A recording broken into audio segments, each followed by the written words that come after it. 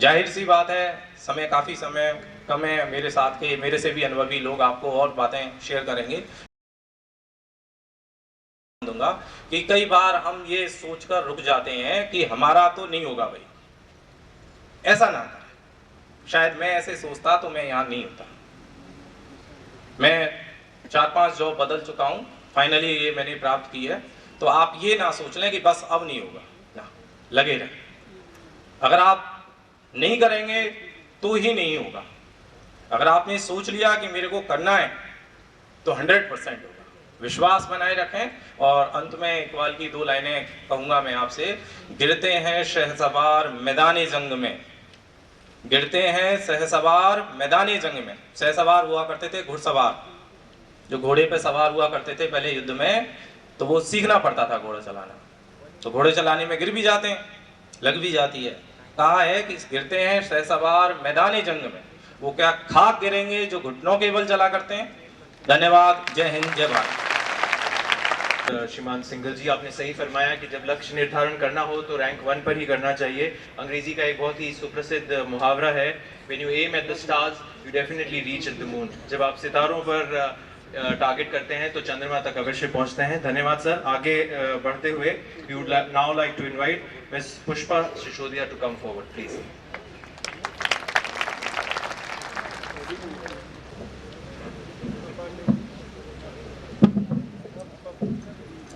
सम्माननीय divisional commissioner Shri Rameshwar Singh ji sir, मंच पर उपस्थित सभी यूनिवर्सिटी के सभी पदाधिकारीगण, मेरे साथी अधिकारी, यूनिवर्सिटी के सभी गुरुजन और स्टूडेंट्स, मैं सभी का हार्दिक अभिनंदन करती हूँ। It's a great platform. मैं राजेश्वर सिंह जी को बहुत बहुत धन्यवाद देना चाहूँगी जो उन्होंने इतना इंस्पिरेशनल प्लेटफॉर्म प्रोवाइड करवाया है for the students. It's a really boon for you, and it's a great privilege for me to be the part of this intellectual gathering. Thank you very much, sir. आज आप लोगों को देख करके मुझे वही एनर्जी का लेवल महसूस हो रहा है, द एक्साइटमेंट और द काइंड ऑफ एंथुसियाज्म जो मेरे कॉलेज डेज में होता था। मुझे अपने कॉलेज डेज याद आ रहे हैं। बहुत एम्बिशंस थे मेरे, और जब मैं पढ़ रही थी मीनवाइल मेरी शादी हो गई। जैसा अनिल जी सर ने कहा कि अभी कोई बहाने नहीं होने चाहिए, लेकिन मैं माफ़ी चाहूँगी सर, गर्ल्स के साथ कभी कभी सामाजिक बंधन भी हो जाते हैं। शादी के बाद कुछ दशा दिशा सभी बदल जाते हैं और बहुत वक्त लगता है जब आप अपने सपनों को जी पाते हैं। मुझे भी काफ़ी समय लगा। मीनवाइल मैंने पब्लिक स्कूल टीचिंग शुरू किया, लेकिन मेरा जो सपना था वो वही यही था कि मुझे सिविल सर्विसेज में ही जाना है। और अल्टीमेटली अपने गोल को अचीव करने के लिए फाइनली 2013 मैंने अपनी फैमिली को कन्विंस किया और I started preparing for the exam. और क्योंकि बहुत फाउंडेशंस थे कि फैमिली को भी संभालना है, बच्चों की जिम्मेदारी थी, तो मुझे अपने प्रथम प्रयास को ही अंतिम प्रयास बनाना था और इसके लिए मैंने पूरी तरह से दृढ़ संकल्प किया। And finally in 2016 when I received my results, that was up to my expectation. So I feel desire cannot change anything. A decision can change something. Determination can change everything. So यदि आपके सपने सच्चे हैं, ईमानदारी से आप उन सपनों को जीने की तरफ पूरे प्रयास करते हो, तो मुझे नहीं लगता कि आपको वो करने से कोई रोक सकता है। दूसरी चीज़, स्पेशली यहाँ एडमिनिस्ट्रेटर्स आपके सामने उपस्थित हैं, लेकिन फिर भी मैं ये कहना चाहूँगी कि आप खुद के साथ चिंतन करें, आत्मचिंतन करें कि आपके इंटरेस्ट क्या है, आपकी स्किल्स क्या हैं और आपका एप्टीट्यूड क्या है। उसी के अनुसार आप अपने लिए उस करियर फील्ड का चुनाव करें।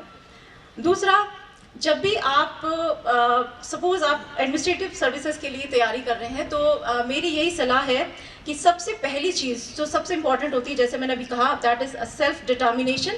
और दूसरा होता है कि अपने दिमाग में कभी भी नकारात्मक विचारों को और नकारात्मक व्यक्तियों को अपने जीवन में कभी प्रवेश ना दें, क्योंकि जो नेगेटिविटी होती है वो आपके जीवन में, आपके सपनों को जीने की दिशा में सबसे बड़ा ऑब्स्टिकल होती है, सबसे बड़ा हर्डल होती है। Regarding the preparation of exam, मैं यही बताना चाहूँगी कि सबसे पहला चीज़ यही है कि आप अपने सिलेबस को देखें अच्छे से, और उसके अकॉर्डिंगली जब आप प्रिपरेशन शुरू करते हैं तो जैसे सर ने अभी बुक्स के बारे में बताया, that is of course very much available to everyone, लेकिन सबसे इम्पॉर्टेंट होता है एक जागरूक सिटीजन बनना। यदि आप बहुत जागरूकता से अपने आसपास होने वाली परिस्थितियों को एनालाइज कर रहे हैं, यदि आपको लगता है कि जो कुछ हो रहा है उसके लिए आपके खुद के व्यूज़ हैं. That means you are very much presentable with your views regarding everything which is happening around you, whether it is a local issue, national issue or international issue. That is very very important.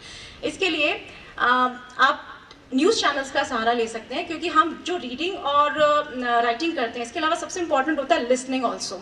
सो आप national news channels like Rajya Sabha channel, Lok Sabha channel को regular basis पर evening कम से कम यदि आप 8 से 9 बजे मैनेज कर सकें तो that would be very very fruitful and very very helpful for you also, क्योंकि उसमें जितने भी डिस्कशंस आते हैं उन डिस्कशन पे बहुत ही बैलेंस व्यूज़ प्रेजेंट किए जाते हैं. दूसरा, the type of diplomatic language which is use by the panel members, that is very very important, because I feel जब आप मेन एग्जाम अपना लिखते हो, मेंस का एग्जाम, तो वहाँ पे सिलेक्शन ऑफ वर्ड्स का भी उतने ही मायने होता है जितना कि आपकी कंसेप्चुअल नॉलेज. तो ये भी बहुत महत्वपूर्ण है. दूसरा, इंटरव्यू के लिए मेनली ये होता है कि it's not the knowledge of it's not the test of your knowledge, it's more the test of your personality.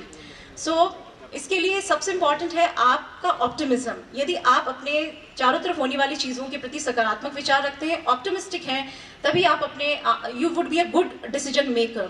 So that is very very important. Again I would like to thank everybody for listening me. Thank you very much. आप सभी के उज्जवल भविष्य के लिए मैं शुभकामनाएं देती हूँ. Thank you.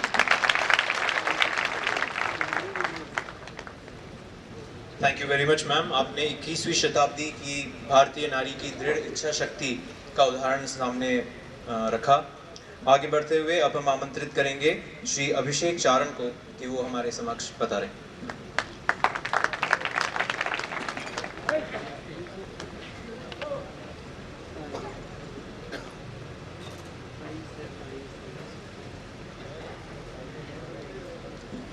Honorable Dais, respected guests and my dear friends, I would like to thank the Vice Chancellor, Honorable Vice Chancellor sir, for providing such a wonderful opportunity to interact with young people. एक बात मैं कहना चाहूँगा, it's a mixed crowd I see, the youngers, freshers and the senior ones also as well at the back side. So the thing is कि मारवाड़ी में कहते हैं कि अकल ये में उग जे दीना लगे डाम. जो आपके अकल और अनुभव है वो अपने आप अंदर से आना चाहिए, देने से तो सदा मिलती है. बट ये एक एवरेज व्यक्ति के लिए कहा गया है. आप लोग सभी एक्स्ट्राऑर्डिनरी हैं, क्यूरियस हैं और काफ़ी अटेंटिव हैं इन सब चीज़ों को लेके. So I would like to congratulate all of you that you have come true to the expectations of vice chancellor sir, that you have gathered here in such a large number. So thank you very much. Secondly, I would like to say that when it comes to any kind of preparation, when you're like aiming for something, आप किसी भी चीज़ के लिए अगर aim करते हैं तो आपको लगता है कि जो व्यक्ति वहाँ पहुँच चुका है, खासकर जो ग्रामीण परिवेश से जो लोग आते हैं, I come from a rural background, तो उन्हें लगता है कि वो तो कोई दूसरा ही व्यक्ति हो, तो कोई आदमी दूसरा ही है. ऐसा it happens कि भाई अपन नहीं कर सकते, अपने बस का रोग नहीं है. तो ऐसा एक बार क्या हुआ कि एक बार गांव से एक व्यक्ति आया शहर जयपुर देखने के लिए. तो उसने जयपुर में देखा आके बड़ी बड़ी सड़कें बनी हुई, बड़े बड़े पुल बने हुए हैं, बड़े बड़े ब्रिज बने हुए, बड़ी बड़ी स्कूल्स बनी हुई है. तो उसने कहा ये बनाया किसने साहब, ये सब इतना सारा, कि ये तो साहब सब बनाया है दरबार ने. दरबार मीन्स द देन रूलर. तो क्या दरबार ने बनाया? अच्छा ठीक है, कि ये सब, ये नहरें, ये पानी, ये नदियाँ, ये सब दरबार ने बनाई, दरबार ने बनाई. तो क्या यार दरबार कहीं ठकेड़ा हुए देख वहाँ जन के दरबार कटे बैठा कामेर बिराजे हालो जन देखण गया दरबार ने. जन मंत्री भी क्यों, मंत्री के दरबार कटे सा, जन के है ऊपर दरबार. अरे भाई दरबार तो मिनक है. So there is no much difference between you all and we. It is just the time zone which is going on, and you would all be reaching here. I would like to say, whenever you are in a dilemma, you should think that you should do something. As far as exam and all the things in your life are concerned, you should do things which your parents would not, reject or would not object to. Many a times now all of us are grown ups.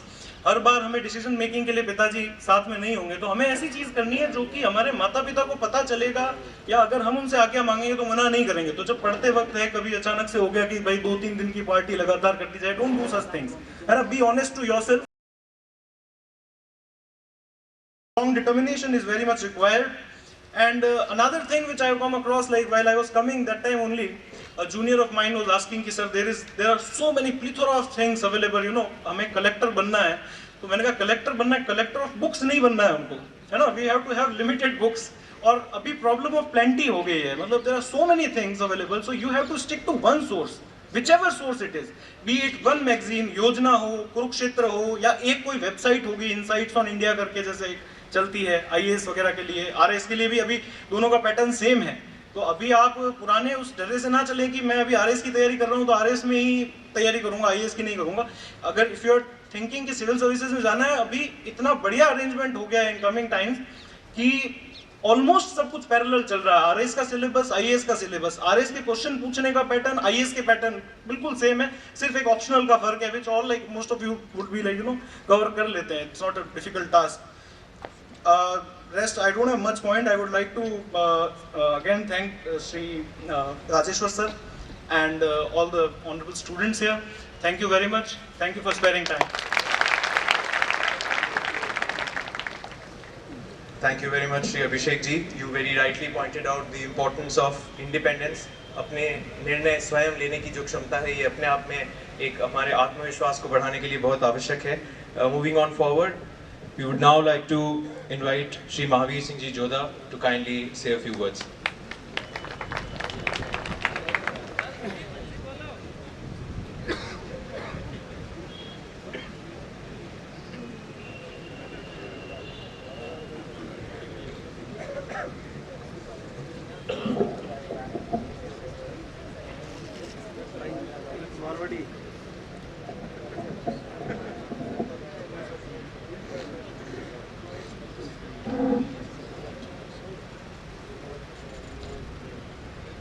माननीय कुलपति महोदय श्री राजेश्वर सिंह साहब, registrar महोदय, राजस्थान विश्वविद्यालय के विद्वान गुरुजनों, मेरे वरिष्ठ RS साथियों, मेरे साथी RS चयनित साथियों एवं ऊर्जावान व युवा साथियों, राजस्थान विश्वविद्यालय की इस गरिमामय प्रांगण में मैं आप सभी को संबोधित करते हुए अपार हर्ष का अनुभव कर रहा हूँ. चूँकि मैं इतने बैठे हुए चयनित RS साथियों में मैं अकेला ऐसा सदस्य हूँ जिसने कभी नियमित रूप से स्नातक नहीं किया है. मैं स्वयं पाठी रहा.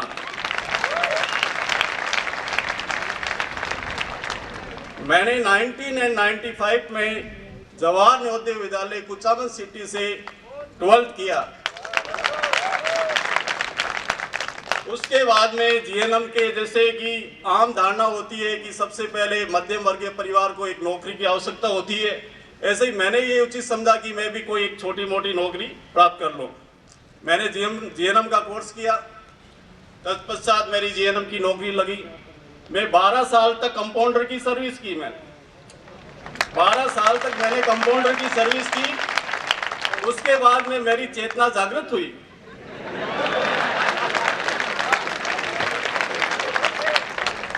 मेरे कुछ एक साथी तैयारी कर रहे थे, सोचा मैं भी कर लूं, अपने आप को आजमा लूं. कलम का वास्ता 15 साल पहले छूट गया था. सुई से कलम तक का सफर बहुत मुश्किल था.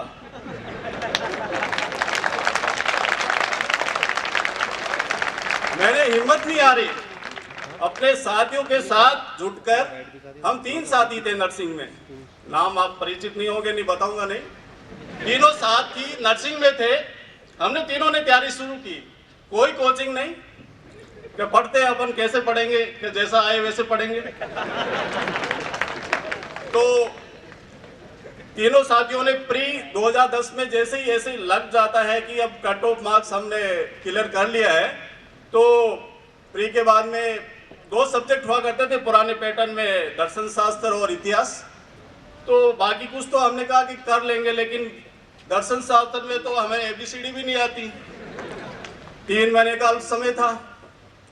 तो बिना समय गवाए प्रोफेसर श्री, मैं उनका धन्यवाद देना चाहूँगा इस मंच से, श्री दिलीप सक्सेना सर से, हमने उनके साथ में जुड़ाव किया और उन्होंने बड़ी संजीदा से हमें कहा कि बहुत अच्छा किया आपने, बिना पढ़े हुए आए हो, कोई खरपतवार नहीं है आपके यहाँ. जो मैं बताऊंगा उसको आप ऐसे ही मतलब वैसे ही मानोगे जैसे मैं कहूंगा। और हमने उनके गुरु चरणों में शीश रखकर जैसे फिलोसफी उन्होंने पढ़ाई उसको हृदयान्वत ग्रहण किया। और ऐसा सहयोग रहा, कई साथियों ने वो एग्ज़ाम दिया होगा।